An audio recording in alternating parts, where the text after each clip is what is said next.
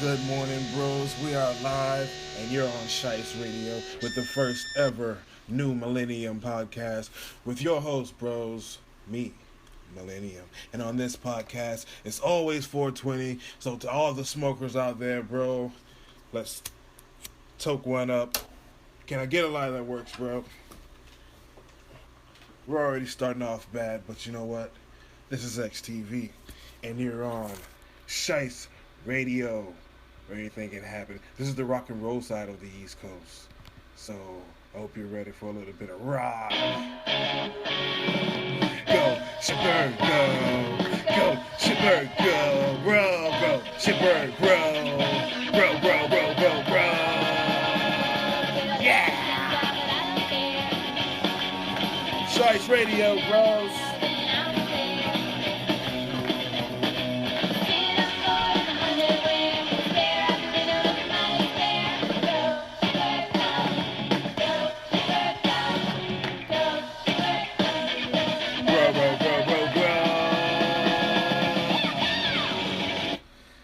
I just needed that time to light my weed, bro. But yeah. Oh, yeah. And I got a very special guest today. It's none other than the first person to ever step to me and say, hey, bro, Millennium, you need to have yourself a podcast. So guess what, bros? This is the Millennium Podcast. And first of all, before I introduce my guest, I just want to say that to all you old dinosaurs in XTV, stop it. All right? Because you're always trying to say stuff about the new guys. We're always just trying to come up, bro. Just trying to do their thing. Let them do their thing. So if you don't like my podcast, turn it off. I don't know what kind of platform or whatever. Hold on. Toke it.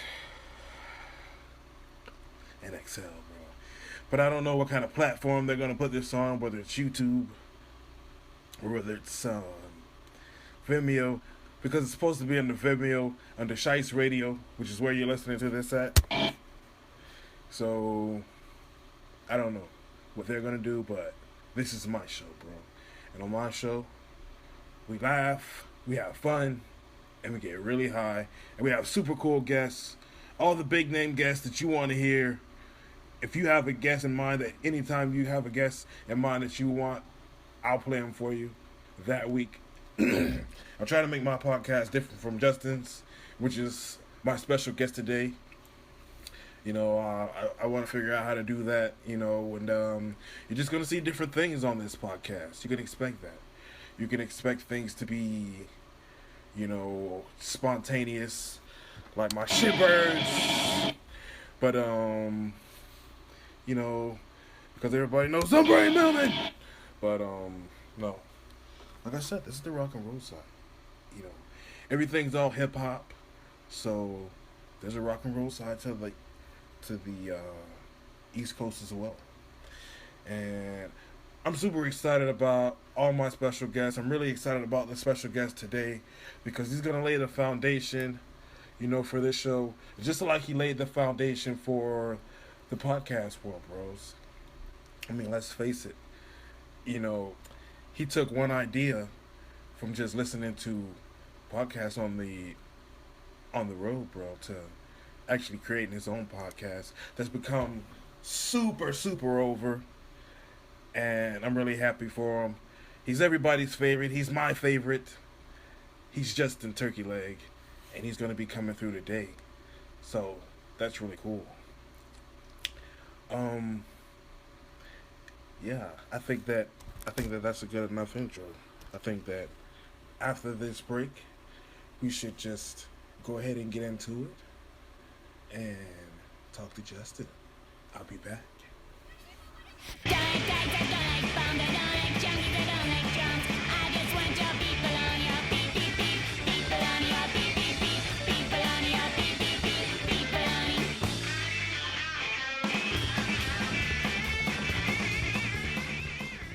What's up, bros? This is Brian Millman here to tell you about my sponsor, Sarasota4.com, right here for this, what's the name of this podcast? Oh, yeah, for the New Millennium Podcast, right here on Shice Radio. So, you know, check them out. The new certified pre-owned Ford headquarters at SarasotaFord.com, proudly serving the communities of Sarasota, Venice, Bradenton, and the Comas, Florida boroughs.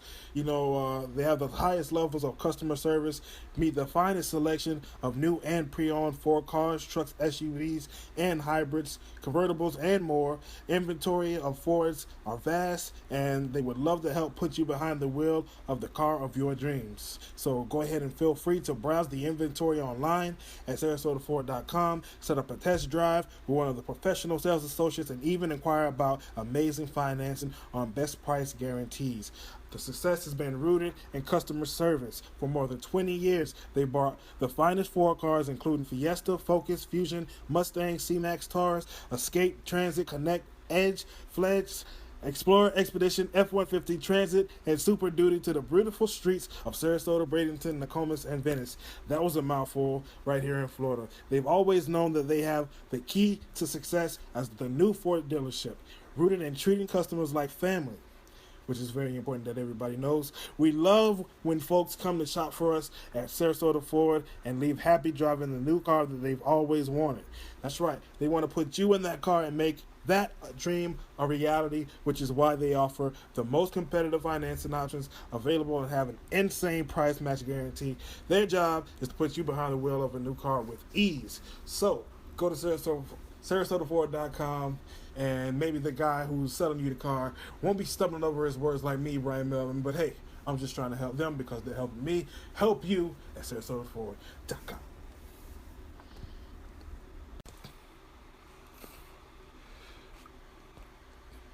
All right, bros. I'm sitting here with the one, the only, the living legend, Ernest Justin Turkey Leg. What's going on, bro? Hey, it's a good time. I'm enjoying myself. You got it smelling good as a motherfucker in here. Oh yeah, this my kind of environment right here. Yeah, bro. I'm just looking at my nose, bro, and I'm like, I'm just so high. Like, what the hell is this? Kid skin? What the hell is kid skin? I just wrote that, bro. It's just really Anyways, you're the reason why I'm doing this podcast, bro. And it's just like you came up to me, bro, and you're like, Millennium, you should have a podcast, bro. I mean, you're one of the younger guys. Exactly. I feel like, you know, things like podcasts, and especially things like a podcast or some kind of an avenue where you're able to be seen. Killer's doing this thing right now. He's got all these TV shows, and it's like, that used to be like a Diddy Kong per se. Who he had his own show. Big Trunks too. He kind of played the back, character. And you see what he's become in XTV, but it's just that it's a brand new day, and people like a Sienna, or a Brent maybe, or yourself, Millennium, you young kids, you new faces, and even more to come.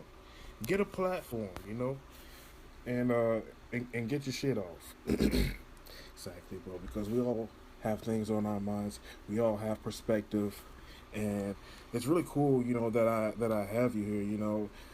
I know that you were on the Jazz Mars podcast, and that was really cool. And I was on your show with my brother Blade.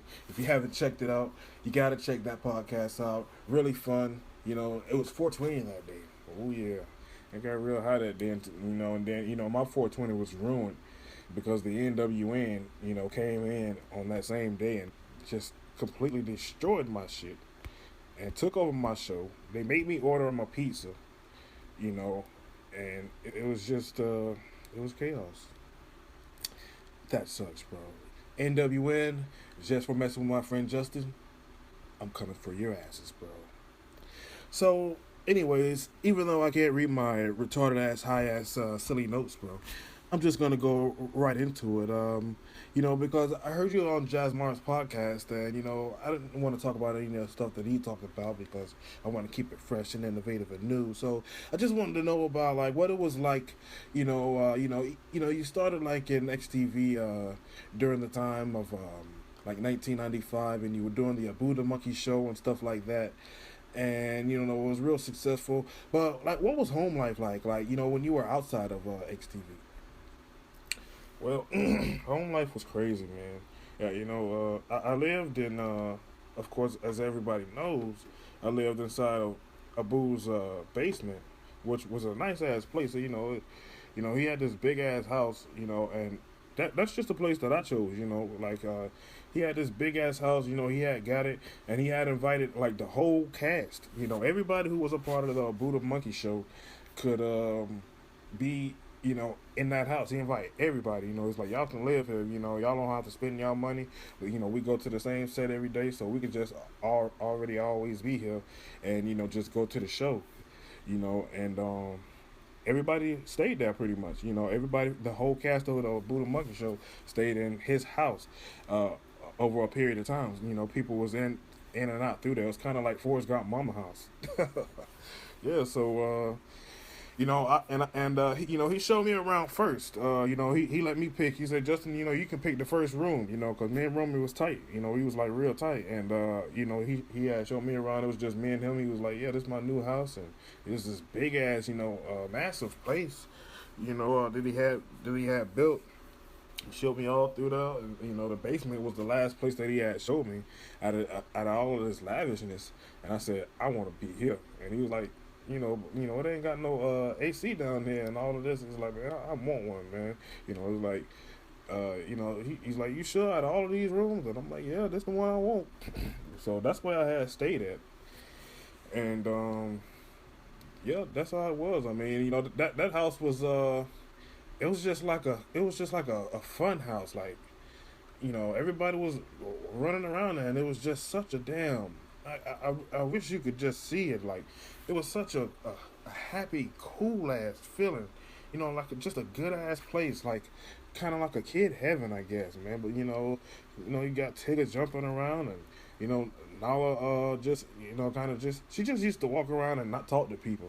That's the thing about Nala. She just was like, oh yeah, but whatever. You know, she ain't really bother nobody. She was quiet, but I don't know. Anyways, and then of course Romy, and Sparky, it was just a good ass time there. And I understand that, like, because I didn't live on sites like during those days, but like it was right across the street from the site's house. Yeah, and I would alternate. We alternate back and forth. That's the way it was. Like, it was our house. The Buddha Monkey House there.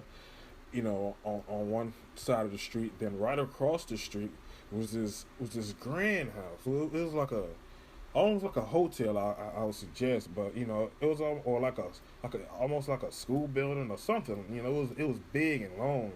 And had many many many many rooms in it, many rooms, and it was full of all the XTV stars. All the XTV stars had their own rooms. Except for certain people like Alex Trevelyan. His house was across the street from. It was like Caddy Corner. It was like in the middle. It was the size house.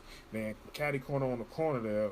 On this big ass corner was the Trevelyan house. And Sally had her own mansion somewhere else.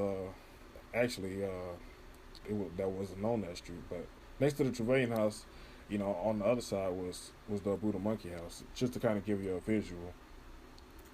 And so that place had many many rooms in it, and I was always in and out of there because that's the way all the action used to go on at. And it was just a madhouse, man. I can't remember every single body that was there, but it was just always crazy. Like just Yaki just running around, and not running into people, but just barely dodging people, and making people kind of trip out of the way because they see him coming.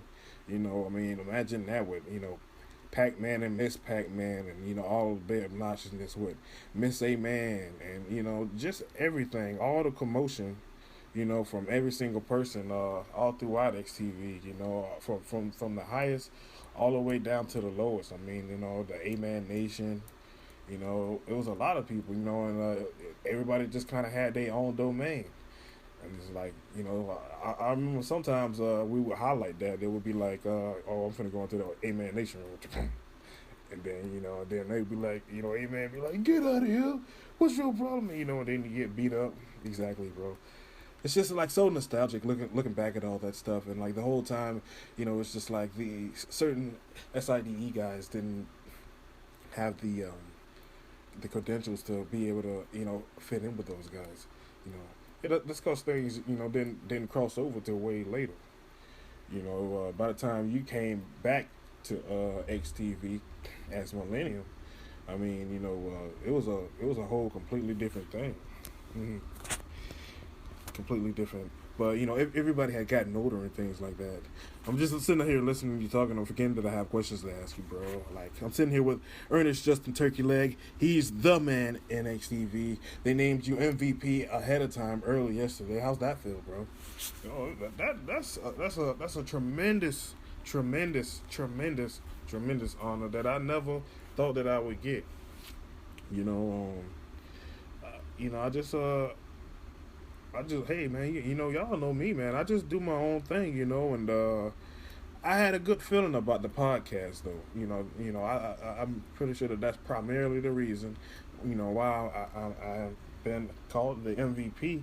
And I had before I start doing it, I had a great feeling about it. I just thought about it, listening to all the ones that I listened to, and I was like, hey, if I started a podcast, like that'll trend, that'll really start something. It'd be one of those things like the bricks or like, any of those other things that we've done that just really caught on. Like doing cartoons and stuff like that. Mm-hmm. But so yeah, so that was that. Can't remember what I was gonna say, but we can move on. Well, yeah, that's really cool, man. I mean, I was just thinking about like, so you just stayed in the Blue the Monkey house pretty much, and you went back and forth between there and the sides house, and then if you weren't doing that, you were doing shows, and then you were doing the SIDE show. So you were pretty busy. Oh yeah, I was a busy man back in those days. I was ripping and running, but you gotta understand that during that time period, I was young, like I was real young. I was like a teenager. I was probably like 15 or something. So I had all this energy, and I could do that. AVW allowed me to be just a young man. And really enjoy myself. But I had also this kind of this outside relationship. You see, that was like outside of HTV. It just like it was just like non-existent, and I kept it away from HTV, which is my relationship. With Martha. Because it was just like during that time it was just like it's like XTV. It so didn't make no sense at all. It was just so random that back in those days, we never could figure out how to make stuff really be able to resonate with real everyday people. The way we starting to nowadays. And so I knew it's like with A-Man. See, like A-Man, they gave him a backstory. When they injected Sister Loretta and Lucky, I think they came around the same time. It's like this is his mother and this is his little brother. So I knew I needed something like that, to be a as big as A-Man. I think I always had ambitions to be sort of that on that type of level. Because it's like A-Man was a made man. Because he had that history, and I wanted that history. Even though I was brand new, and I felt like I could get there. And I ain't trying to get off track or nothing, but what I'm saying is that I had this relationship with Martha, and I just kind of lived like a regular life. And but we didn't know how to make those two kind of we didn't know how to create that emotion, if you will. It's like those two things that don't mix, make them mix. It's like how are you doing this? How are you having this life over here living inside of a boo's basement, but you also living this outside life that's just like a regular everyday life. And we wanted to make that connection, but we just couldn't. But but it was happening. It was like, because it was like always this idea of, it's like when I mentioned the sides house. It's like how the size house was. It's like when the Sonic show wasn't happening, or when the Super Mario show wasn't happening, or whatever, or like even while they is happening, still meanwhile, all these other encounters are taking place. That's just like that was the mindset.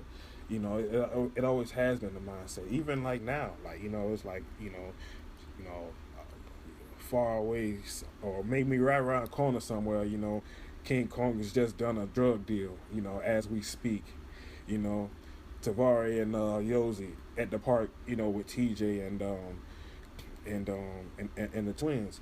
And, it's just like, people say, Justin, I never I never see you with your kids, but it's like, yeah, I don't want you to see me with my kids. It's like that, because that's not a part of my thing. Like, it's like I came in as an announcer, and I came in as a sort of a kind of sidekick to Abu, and so that's always been my thing. But as my character continued to grow, you know, and then you start to see it's like, okay, now he got kids, because it's like my kids, I would, equate them to like a Lucky, like, you know what I'm saying? It's just like, for the longest time, Lucky was just, Ten's little brother, you know what I'm saying? So, with that being said,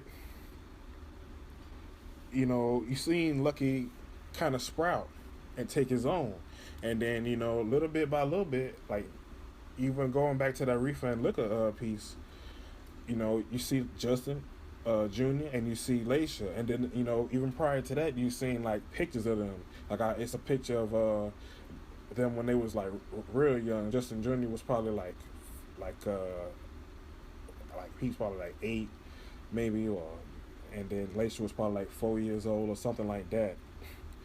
And he reading this book, and she like got her fist up like she want to punch him. It's a real cute picture of him. Like it's a couple of, I think it's a picture of me somewhere drawn of me standing with the kids. So this was always it was always trying to depict like my life outside of HTV, like what I'm doing when you not seeing me. Like while you at work, this is what Justin doing throughout his day.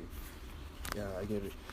It's like people just don't understand. Like it's just like I'm from Hollywood, bro. Like and it's kind of like you had Coco on your podcast, right? And it's like she has this massive, extensive history and sort of background, that's going on. While throughout the years, Bobby's on top and the Killer's on top, and Tavari Howard and is commissioner, and all these years, somebody who was formidable in XTV and right under our nose has blossomed into this worldwide phenomenon and has a story, and then can come back and be on your podcast and tell about it, right? That's the whole idea. It's like creating that diversity. And Bob Classy recently talked with Jasmine on his podcast, and he was just saying that you know guys ought to become more well-rounded. Guys kind of depth as a character needs to become more expanded and broad. You know what I mean? Because that's characters build the story. Like I had to make you care about me. You know what I mean? And I was just blessed. In early going. With the whole Abu thing. I mean, and just with my success off the rip. People just like my voice. And I don't know. I mean, you just have like you just were just special. I mean, you were just poof. You came out of nowhere. I mean, not only were you this teddy bear, bro, but you were also like just like. I think that with AVW saying you being such a, with your size compared to all the other toys, it's just like how would this guy talk, and it's just like. He just gave you your personality. You just had to stand out. Your personality had to stand out as opposed to everybody else. Even Abu, who was the host, who was a great host, at the time.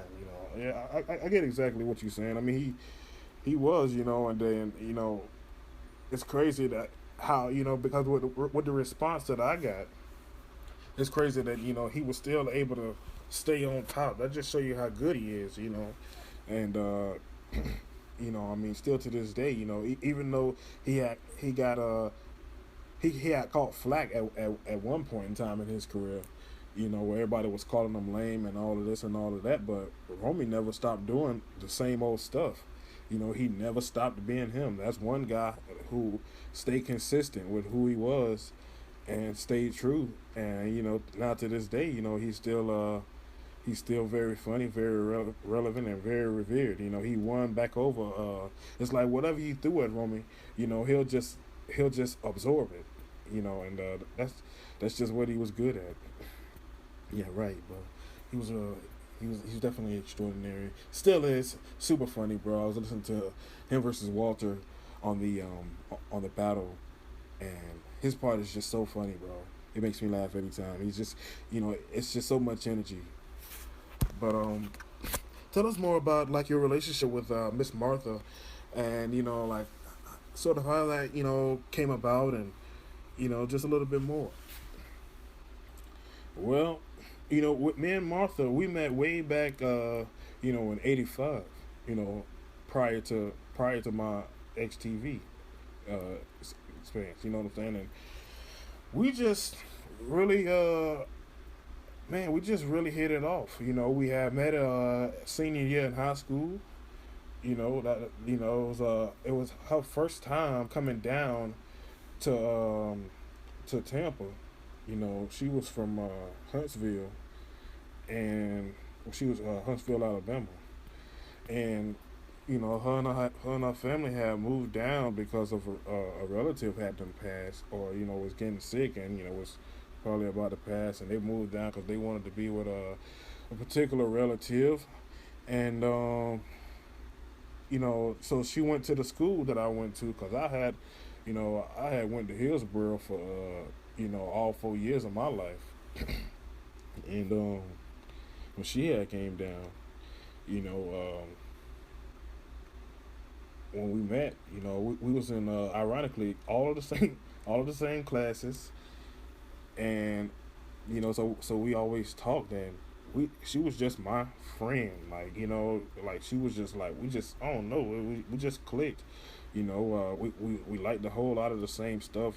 She was a sweetheart, and I was like, just pretty, just ghetto as hell. The way I am now, I was just younger. I had to have my mouth, and that just really used to tickle her, and she used to tickle me, man. I never understood, how the hell she could be so damn sweet, but she was, and I don't know if I said that she was skinny back then. I'm just saying. You always throwing your wife under the bus, bro. I'm just telling the truth. I gotta keep everything in perspective. But yeah, man. We was together like a full 10 years. A solid, strong 10 years. Prior to XTV, and then I got picked up. By XTV. I got called in 1995, and I started to be a part of the Buddha Monkey Show, and that is what crossed me over into XTV and brought me into this XTV world. So there I am. I discovered this world of XTV, and I don't know where the hell I'm at. You know, and all I remember is this, Mill. I remember, getting a call, being with Martha, and I get this offer for a new job, that I applied for in the newspaper.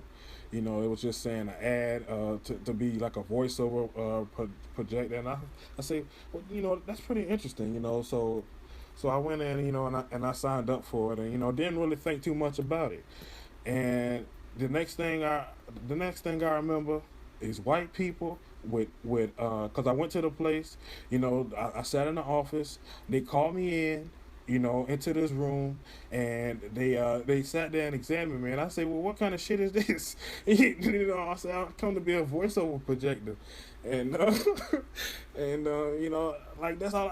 Then I remember this bright ass flash, like this bright ass flash, and I was a teddy bear.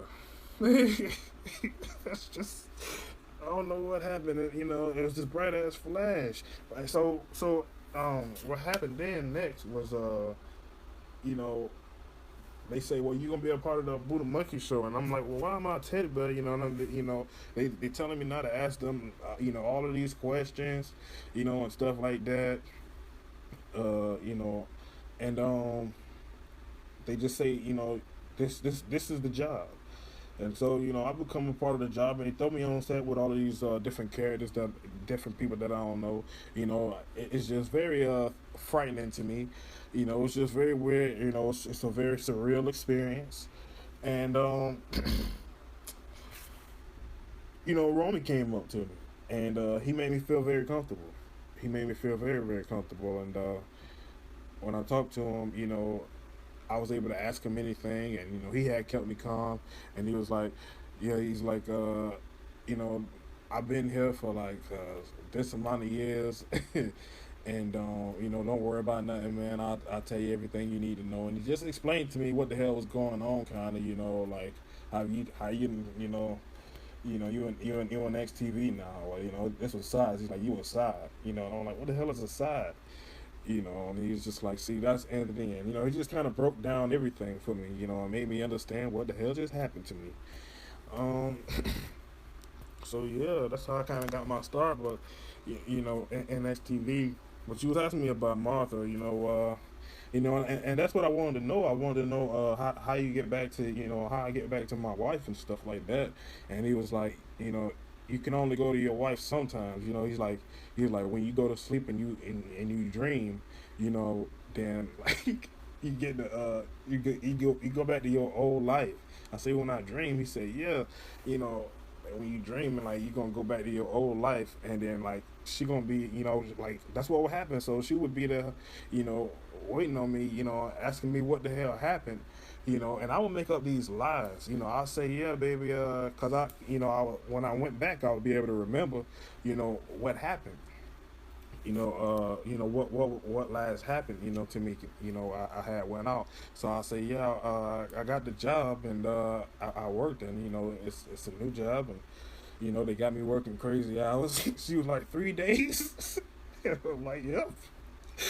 And I'm like, so she say that's crazy, and I'm like, yeah, that's the job, but uh, I would make a whole bunch of money. I look inside of my bank account, and I had like, six figures inside my bank account as my home life. I'm like, oh shit, I love this shit, and that's another thing. I don't know if I mentioned, but when I went there, I loved it. Like, I became addicted to sides, to being a side. Like, once a boo explained things to me, I mean, Romy, once he explained things to me and broke it down for me, I really enjoyed it. And I was like, hey, that's kind of cool.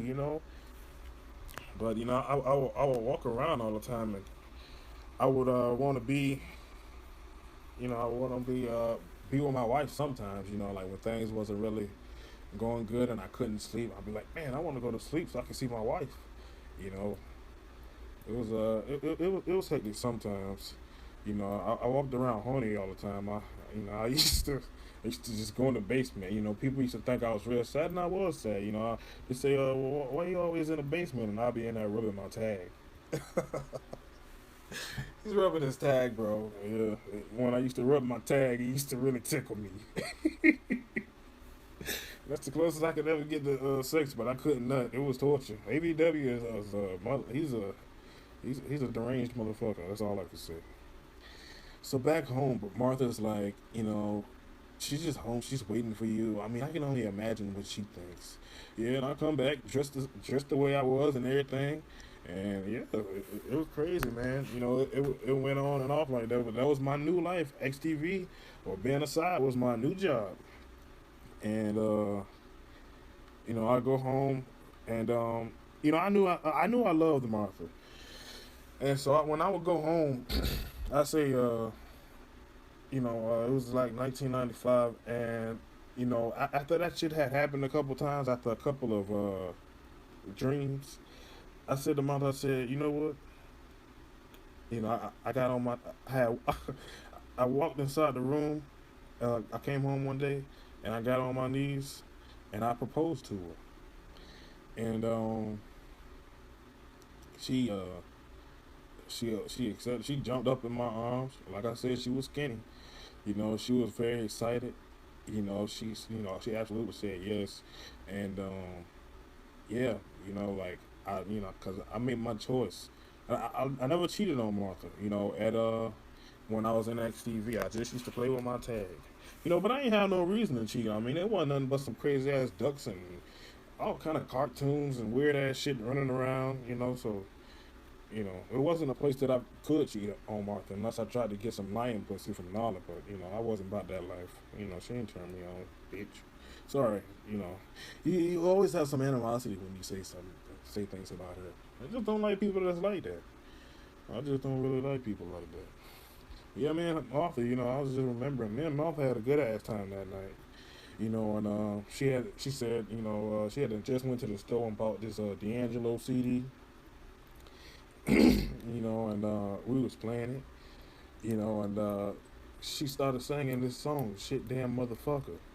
You know what I'm saying? And I just remember laughing my ass off, because I had never heard her curse. Like I said, she was like a real sweetheart, and she just sitting up there, shit, damn, motherfucker, and I'm just like, it's really cracking me up. I'm just like, and I started singing it with her, because I like that, and then I'm like, whoa, she getting into it, and uh, after that, I would always try to get her to cuss. I'm like, you said shit, damn motherfucker, and she was like, I like that song, and I'm like, I never heard you cuss before. And I would just always try to get her to, I would always try to get her to say just like, messed up shit, like, just like curse. Like anytime she get mad, like if somebody had cut off on a road, she'd be like, gosh darn it. And, and I just be like, say fuck that bitch. And she'd be like, she'll laugh and be like, she'd be like, no, Ernie, I'm not gonna say that, and I'm like, yeah, but you said shit, damn motherfucker, and she always found that funny, but that's the only time she ever cussed. You'll never hear Martha curse. You only hear her curse when she's singing shit, damn motherfucker. That's so funny, bro.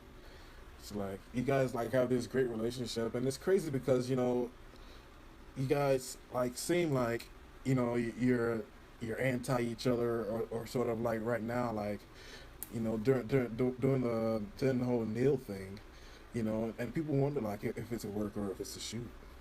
Well, with me and Neil, it's a shoot. It's a absolute shoot. I really hate that motherfucker because he came in and he tased me for no motherfucking apparent reason. So I got an absolute problem with that.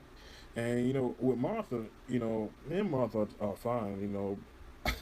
She's just stepping in, to she just stepping in to sort of gotta kind of keep things in a perspective. You know what I mean? And then add the stipulation. But really, what it all boils down to is I want to beat his ass. What if he does beat you, which a lot of people are banking on, and it's like if he does win and then he keeps your wife and your kids, then what? I'm gonna be a mad motherfucker then. It's gonna be more of a shoot, That's just the way XTV is, you know what I mean? It's like you can work in a little bit of storyline with some real life shit and then, see how the shit play out. Like I'm also going up against it's gonna be me and Trunks, and maybe Bill Hunter, but I'm gonna go up against him in a segment. And we're gonna have us a good parent match, and we're gonna have to do three different tasks. It's gonna probably be like take your kid to the zoo, or like reenact taking your kid to the zoo or something like that, and just like three different things. Help him with his homework. He got like just different tasks as a parent, and we both gonna go, and be in those scenarios with our kids, and yeah, it's gonna be some fun. But shit like that, that's just crazy, bro. Uh, so you get married to Miss Martha back in 1995, and you come back. So, how do things progress after that? Um, well, you know what? I was still doing XTV, of course, and I never stopped doing XTV. But she started to get suspicious. You know, but like I had a bunch of money by now. Like I'm a millionaire. Because of the success of roaming, and then like my stuff with SIDE. So that kind of created like equity. Like I gained revenue that way. In the eyes of ABW. Like it's like the higher you are on the totem pole, as far as like character wise, the more money you make. Like that's how rich you is. In XTV East, it's like certain people got money. Certain people got it, and certain people don't. And I'm one of the more fortunate ones. Up there with like Big Ten, and even Romy. But Romy probably I would imagine got more money than me. But I don't know. Maybe I got more money than Romy. I've been pretty successful. Anyways, that's just how it's measured. It's measured by your popularity. And so I had a whole shitload of money. Like I said, I had like, six figures, on my first trip back, home, when I looked into my bank account. And so that kept on growing. Like, imagine, like, if that's your first one, so what's the second one? And then it just build and build and build and build, you know, because of all this success from it's like if you continue success, then your money go up. If you start to decline, then your money go down. And I went through a period where my money was going down, but I had so much money accumulated that I was never hurting financially. So Martha was always good. She was always lavish, and she always got the finest things for the kids, and they was always well taken care of. We had both our kids. Shortly thereafter, I got married to her. We had Justin Jr., and I was so happy to have him. I got my boy, and then like 2 years later, or no, they 4 years apart actually. Yeah, yeah, they 4 years apart. I don't know what the hell I'm talking about. Anyways, Laisha, we had her. You know, So how was your relationship, in the early going with your son Justin Jr.? I had high hopes for Justin Jr. You say high hopes like he's failed, but he's only like 8 years old now. No, he older than that. Justin Jr. He about 12 now, I think. Yeah, he 12 years old, y'all. I'm laughing because they're gonna say, "Oh, he don't know how old his kids is." Yeah, those guys are cool, bro. Yeah, but he 12 years old and Lacer's 8. Yeah, cause they older now, and he a preteen. He still sound the same, but he's still a kid. But as far as our relationship though, it's just that with Justin Junior, he just didn't get stuff, and he used to really frustrate me, with a whole lot of things. He just be acting like, he be acting stupid, like he do. He act like that, but then like when I see him with Martha, like they just do everything so naturally, you know what I'm saying? And it's just like you wasn't acting like that a minute ago. Why are you doing this to me? And sometimes I wonder, if it go from like being back and forth to with XTV, you know what I'm saying? It ain't like that no more because we always spend time together because like we all in XTV. But prior to that, it was a separate thing. You know what I'm saying? And we was finally able to blend the two in 2012 and make it official. That's why you see me and Martha there on the Reefer and Liquor thing. You see, Justin Jr. and Laisha. But I think it was even blended before that though. You know what I'm saying? It was blended like because I had brought in Justin Jr. to show like yes, see I got a kid, and then and Laisha, and then they started to develop. So you know, you see the disconnect at first, and then you know, kind of, the revamp later on. But it all came from, Martha, starting to, just become suspicious over time. You know, she just was like, you going, because sometimes it wasn't 3 days, sometimes it'll be a week, sometimes it'll be, you would go a week without sleeping. No, I wouldn't go a week without sleeping, but sometimes it wouldn't work. Like and I guess I just didn't. I guess you got to be in more of a deep, like that deep dream sleep. That those dreams where it feel like it really happened. You know, like pretty much like that. And then like you wake up and you can still like I'm like kind of like the dream that one time Soup told me about a dream he had where he was in this bathroom and the dude was beating this other guy up, and I think he was beating his head against the toilet or something like that. Or even the one with the bull, where Joe had took the bull by his horns and kind of launched him or whatever like that. But you got to be into one of those deep sleeps and have one of those vivid kind of dreams, and that's how it was. And I went back, and Martha was all, pissed off because I was going for extensive periods of time. She's like 3 days.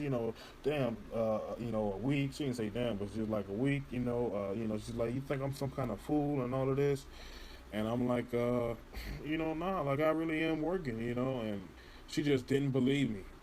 And she said, "Well, I want to go with you." And I say, "Well, I can't take you with me." And she says, you know, she said, "I'm lying." You know, and I didn't want her to be there because I didn't want her to get ate up by XTV. You know, XTV could be, everybody know how it is. I mean, even you, like, oh yeah, bro. Like when I came in, I was so nervous. I knew I had my look down pack. I was confident in my look. So I'm like, all right, I think I got that. My move set was cool. I'm like, whoa, bro, I better be good. Exactly. You better be good. You better start off, with a bang. And so I slowly started to. I told Martha, I said, look, it got to a point. I said, I'm gonna bring you in, but I'm not gonna bring you in now. Just let me build you up. And so I would throw in like Martha here and there. And I put it off for a long ass time. But I did mention her name here and there. And Bob helped me sell it. So that by the time she kind of came in, she just wasn't some old nobody. But she did end up coming in here, and like I said on the reef and liquor thing, she made her debut, and when you look at her there, it's just like once you make that transition from well, make that transition into being a side, or XTV character. Well, see, now the process has to go through of how are you gonna come across, and that was the struggle with Martha at first, is because we already have Miss A Man. We already got like like an older lady. So how are you gonna be different and stand out? And that was tough. That's why she sounds so different in a Reefer and Liquor. And you even hear her on HTV Mania, and she like, oh, he hit the ropes. And she don't really talk that much. And I'm like, oh, Martha went to sleep. It's kind of like what Jazz do for Mac Anthony. You know what I'm saying? It's kind of the same thing. It's like, oh yeah, he there too. Because you so used to being with with the same guys, you forget it's that third wheel. JJ Strong kind of, you know, was fortunate. He went through the same thing at first, but I think he did a better job at it. You know what I'm saying? I ain't gonna say a better job, but he just got it quicker. You know what I'm saying? But I think that comes from his his extended background and his extended history prior to being an announcer here on XTV. The thing with Martha is she didn't have no prior experience. She just came in and it's like, all right, it's your turn. And then it was like it was even a distance. I think it was a period of time in between her talking on Reef and Liquor and her talking on the game. Doing that announcing.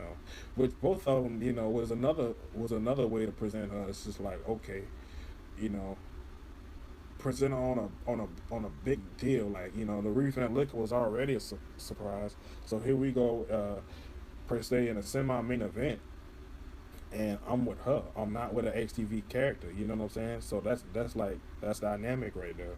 And then, they made it a surprise that she was gonna be at HTV Mania, and they gave her own entrance. And this your first time seeing her as a created character. And she was gonna even continue and go on. Her first match was supposed to be up against Shaniqua.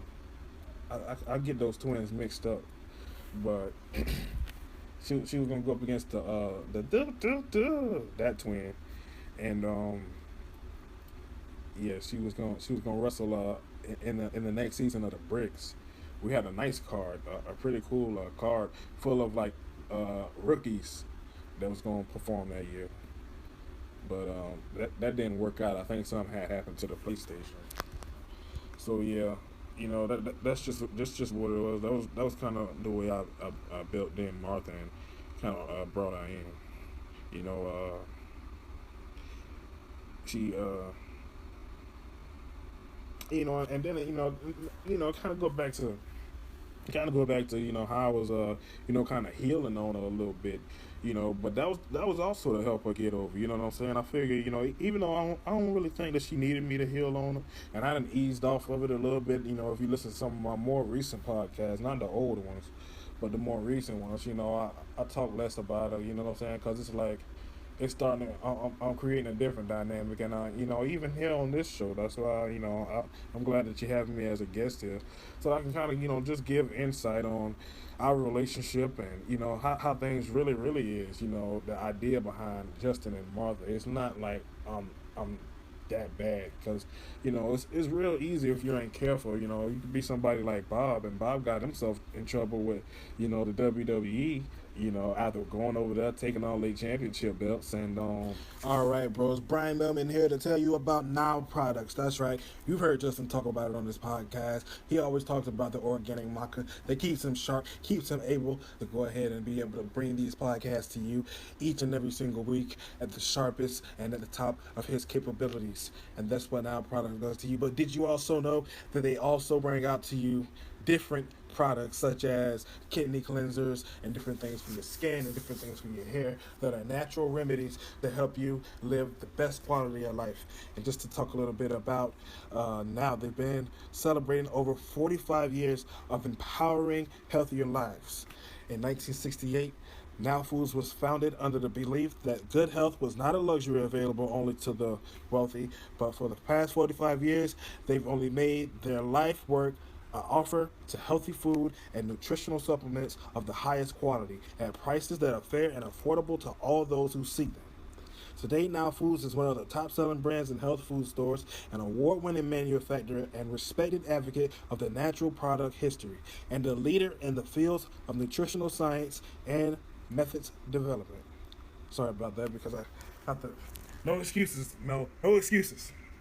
Anyways, while they've grown considerably over the past 4 decades, one thing has never changed: the commitment to providing products and services that empower people to lead healthier lives. And apparently, I should be using some of that maca because I'm kind of stumbling and stuttering over these different words that I'm reading here on the program.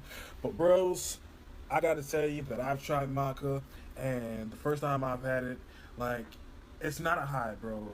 It just made me feel good. And I took it, and I had with some orange juice, and it was good. I mean, it didn't throw off the taste of the orange juice, but I just remember later that day just having a great day and just enjoying my life and just appreciating everything and just really being in a real jubilant mood, bro. And it's because I think of the maca, and I kept on trying it all the time, and it's been successful for me. But not only that, but the maca actually, is good for your sex drive. Make you good with the ladies. You know what I mean, bro? So yeah, get yourself some maca, or some kind of a natural supplement for something that you might be trying to work on health wise at nowfoods.com, bros. Check it out.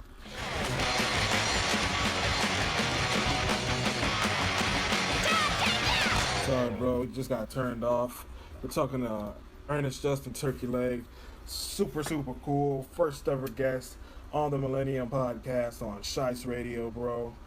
And you were just now talking about how it's kind of like, kind of hard to say kind of what you feel all the time because you might kind of rub people the wrong way.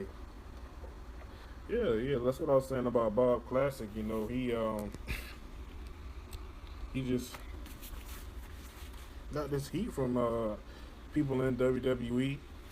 I guess because he said some things that people ain't like, and he just didn't treat. They feel like he didn't treat their product, with class, and yeah. So that's why I'm backing off with the Martha stuff because, you know, you know, I don't want to create this perception that I hate my wife, and I definitely don't want to go the divorce direction. You know, that's not something that me and her, want to do. Like we always want to keep it to where we can just be, you know, a unique team. Like kind of like what Tavari and Yosi do, and you got Pac-Man and Miss Pac-Man. And we just want to be different from the norm. It's always a divorce angle. And we don't want to go that route.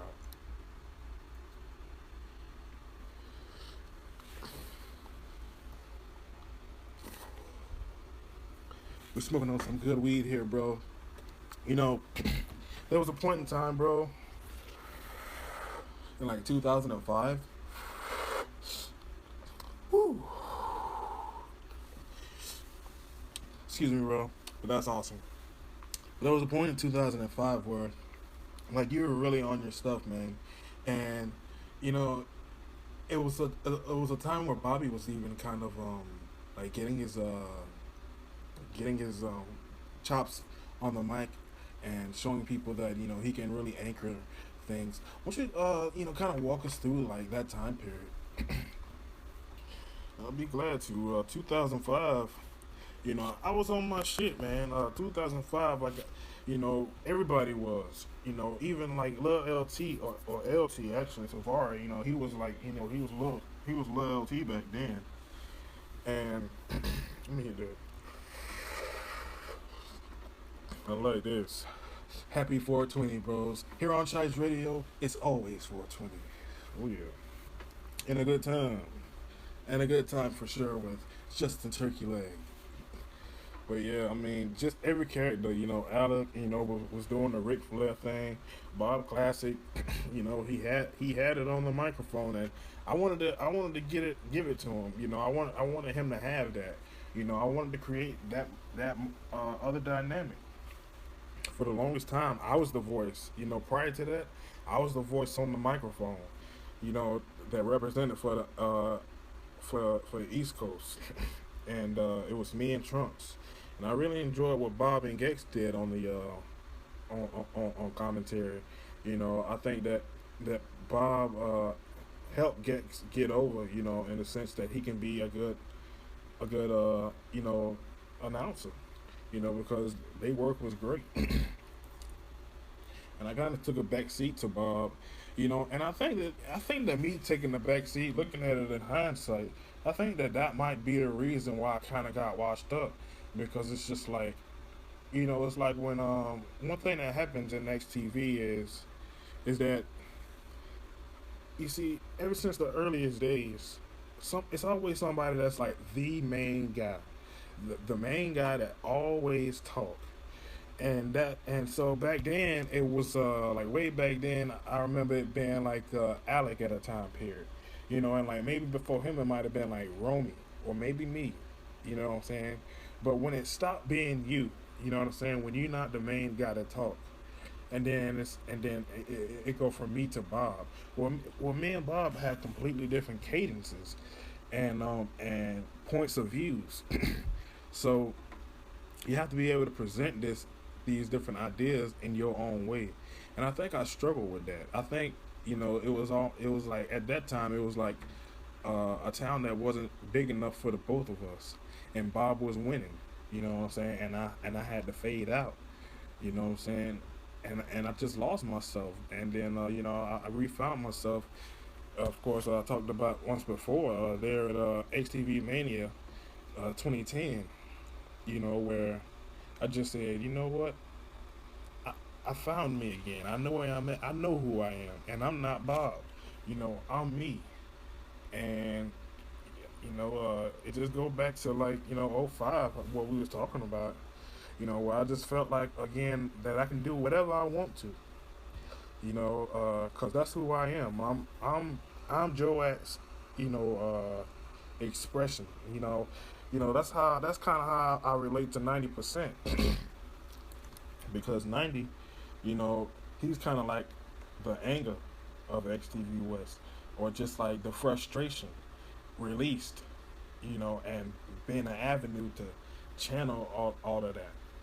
And I'm an expression of freedom, peace, joy, happiness, and anything goes. That's what I express. That's what I represent.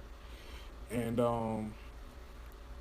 so I feel like I can do anything I want, and I really, really felt like that. I got some boundaries, I got some limits, I guess, but most of the time it's just all gloves off, and that's how it was in '05. I remember the time that I had said, "Oh my God, can I please have a bigger?" And it's just like I knew it's as much as I was feeling that at the time when I said it. I still like, it's just like, sorry Lord, don't mean no disrespect. But it's like, man, even at the time when I was saying it, but it's just like I was so into it that it had to be said, for the sake of history, and for the sake of the artistry of showing, the character that I am, that I go that far, like, you know what I mean? Like, I'm that raw. We live I guess in a different time period now, but '05 though, that's just we purposely just went there. I mean, on the last episode of SIDE Radio, just how classic everybody was, and was just so on game and so on point. The recordings that we did, Spring Break, Sides of Mania that year, that was prior to Spring Break, just everything. And I don't know, it was just something about 2005. Like, our brain was like really kicking it into high gear, and we was really in full motion. So yeah, that's how it was, man. That was the year that I made the infamous "Rub Pussies" line, bro. To this day, that's still classic. People still talk about it, bro. Yeah, I mean, all throughout my career, like I said, I used to I used to go inside of Romy's basement and rub on my tag, man, because I just wanted to have sex, and I was so happy, when I became human, and I thanked ABW Joe so much. I told him thank you, man. He said, "What?" He said, "Why are you thanking me all the time?" Because I was thanking him all the time. And he said, "Why are you thanking me?" And I said, "Because I got a dick." And I was just happy to have a dick. I was tired of rubbing my tag and nothing happening. Now I can fuck, on sides, because on sides I couldn't do none of that stuff. Only in my real life, And in my real life I had a small dick, which I got a small dick now. But when Joe had turned me into a human, I had a big dick. And then he had made me old, and so now I'm old with a little dick again. He's a cruel motherfucker. Anyways, though, TMI, bro. Way TMI, bro. Well, it's a shoot. So, so yeah, so that was the thing with that. I was just happy, and I used to get a hard on. Like my tag never got hard. I was pretty impotent with my tag, and it was illy placed. It was on my ass. That's the thing about it. And it was like on the awkward part of my ass. It was like a little pimple or something. I just used to use my index finger and just swipe it back and forth. Oh man, such good stuff, bro. It's the truth. That's just what I used to do. I think Joe at Sick Mind, he was like, "How would a teddy bear get off?" Might as well use this. This paper tag. Oh man, It's such an insignificant thing, but you know, we make it has such a significance. Exactly.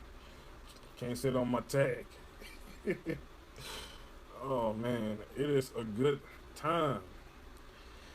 So let me think. What else? Well, you know, I think we're coming up to the end actually, but you know, before you leave, I guess well, you already talked about your matchup with Neil. I had to ask you about so much more stuff, man. I was going to talk about you being like, you know, your in ring abilities or like your lack of inabilities in the ring, but still being able to you know, sort of put on like great matches because you've had like great matches with you know, Bill Hunter and with the Hoon Monster, Big Trunk Steve Matic, you know, even with the Killer, you know. So it's like, you know, how do you feel about that? Well, you know, it's cool when everybody say, you know, that they enjoy the matches and all that. But for me, you know, I wish that they would keep me out of damn matches. I try my damnedest to stay out of the ring, you know, and I've expressed this on many different occasions that I don't want to, you know, compete, you know, and I'm fighting Neil. This is like a grudge match, you know, because I really, you know, I really, really, really can't stand his ass. But, you know, I want to stay out of the ring, you know, and I hope and pray that once I'm done with Neil, that I don't have to get in the ring again. You know, I'm not trying to become a main guy. My attributes is low as hell. You know, this is well known amongst everybody. And you know, I got signed on as a announcer. Since when do announcers get in the ring? You're just so over, bro. You're just like, just so over that you have to be a playable character. You have to be on the card. You have to be a part of any extravaganza that XTV is a part of. Justin, man, I want to thank you so much for being a part of this podcast. Sorry about that pause. You know, sorry about me being high and not really saying that much. But, man, you're great. Oh, man, I think you're going to do just fine.